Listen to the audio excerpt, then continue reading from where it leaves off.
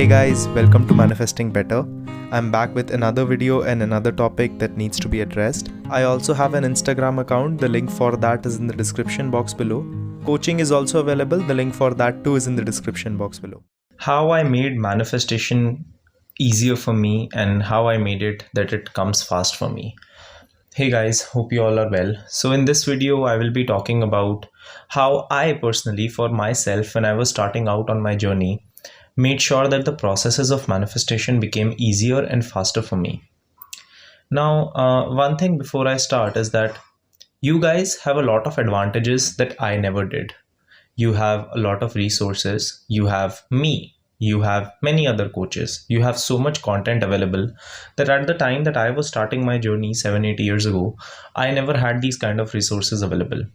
So in that time, it all had to be self-taught. It all had to be done through books, and it all had to be done through trial and error. What my goal is with this page and what I'm trying to achieve here is that you guys don't have to make the same mistakes I did. I want that you guys manifest the things that I manifested faster than me. I want that you guys are better than me in these places. And that doesn't mean that I won't get what I want. I just mean that in the stage of my journey, when it was my first year getting into manifestation, and when it's your first year getting into manifestation, I want that your first year success is way faster than my first year success. The reason is that, and it should be that way, because that's the whole point of making this content and sharing this knowledge across with you, because I did not have a me to support me the way that I can support you. I did not have a lot of content that you guys have access to right now. YouTube was not so readily available. YouTube did not have that kind of a content. There were not many coaches around. There were not many people who did even know the word manifestation. Even the word itself had a taboo attached to it, where it came from a place where a lot of people thought about it as some mystical thing. And yeah, so in this video, I want to share things that actually worked for me. And I really want that if someone who is very new to this, or if someone who is struggling in this journey, like, take these things, try them out to make the process faster for yourself. If it took me 1 year, for example, to learn it, which it took a lot longer, I want that you learn it in half the time, 1/10 the time, because you have this kind of access available. So the first thing that I did was I invested in myself. Now, at any given point of time, you will only have 3 resources with you. 1, you will have your time. 2nd, you will have money. 3rd, you will have effort and trial and error, practice. And when I was starting, I first invested a lot of time in myself. I realized that I needed a lot of time to actually get better at this, and I needed to learn a lot more than what I already knew. And this was not me, learning and not applying. This was me just having a hunger to learn more. I just wanted to learn more about it.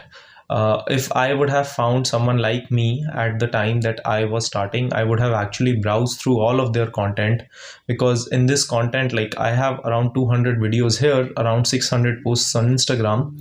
That's a lot of content to learn from. And that's the kind of things that I did.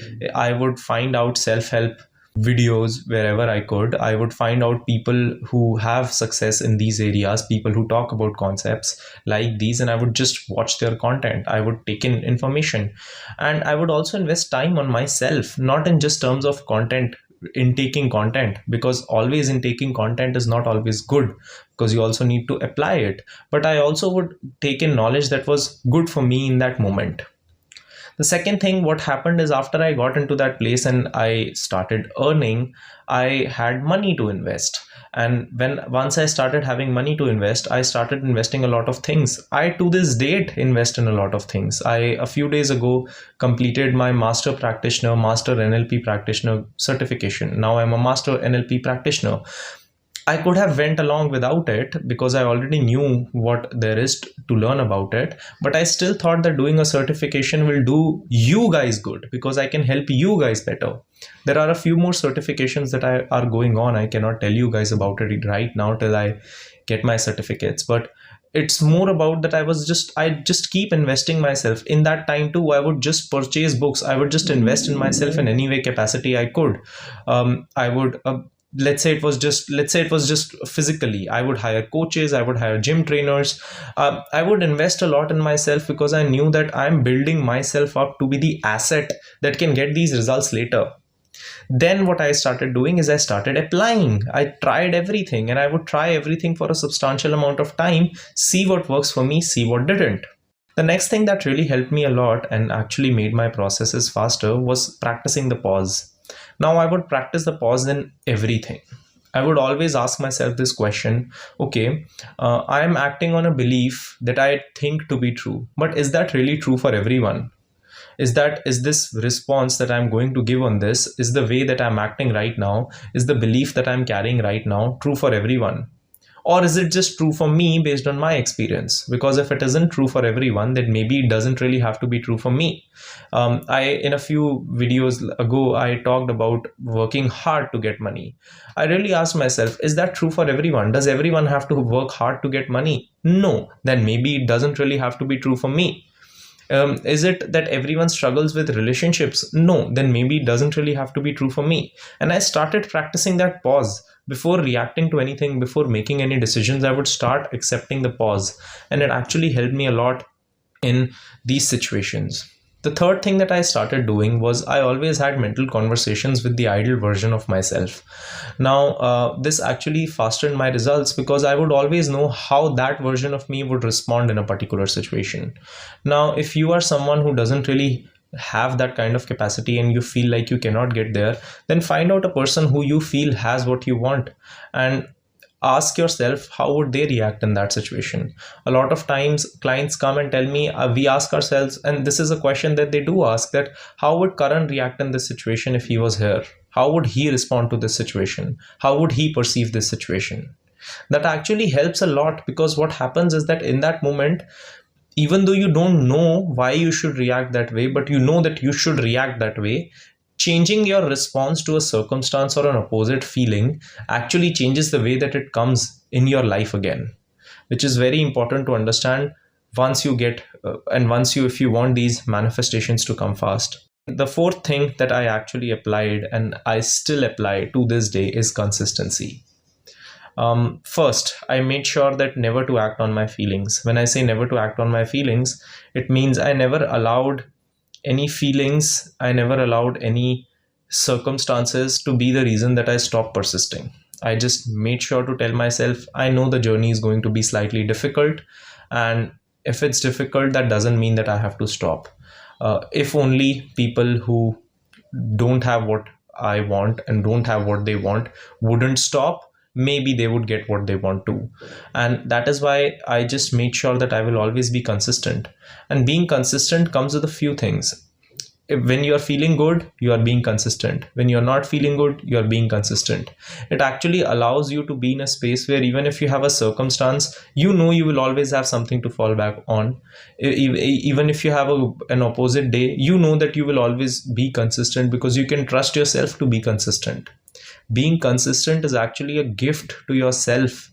It's showcasing your subconscious, the universe, God, whatever you want to call it, that hey, I am here to stay. I am here to stand up on for myself in these moments that matter, because I am not going to give up on myself when things get difficult. And if there is a circumstance that is happening that is totally opposite to what I want, I know what to do. Be consistent with my routines. And that is what has eventually gotten me results. A lot of times people think that they are doing something wrong, when it's not that they are doing something wrong. It's just that they are not doing it for long enough for results to come in the first place. You start some affirmations, you do them for 5 days, you drop it.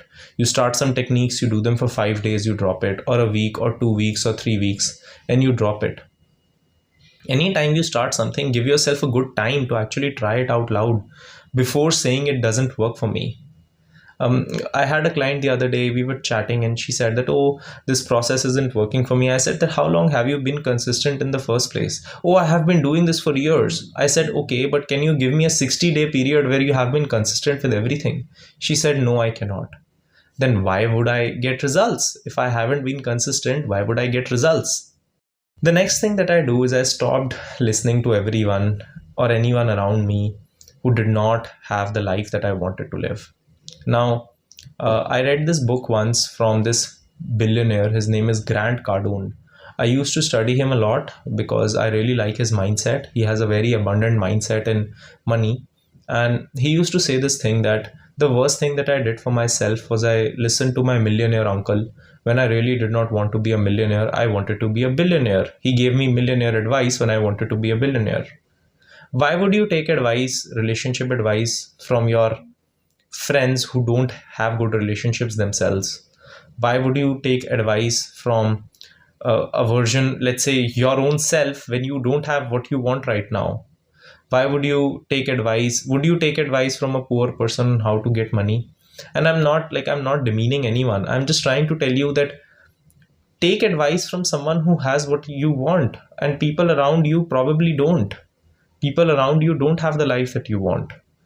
People around you, 99% of the people don't have the healthy relationships that you're looking for. So maybe don't model your decisions and your behavior on them. Maybe decide for yourself and get the life that you want for yourself. I really intend that you guys get these messages that I keep putting out. And the major reason that I am on YouTube and I post so consistently is because I want you guys to learn the things that I did not have access to when I was younger in terms of my manifestation journey. I really intend that you guys get benefit from this, and I will see you guys in the next one. Click the like button if you liked the video. Subscribe and turn the notifications on for more such content. Comment down your video suggestions, and I will see you guys in the next one.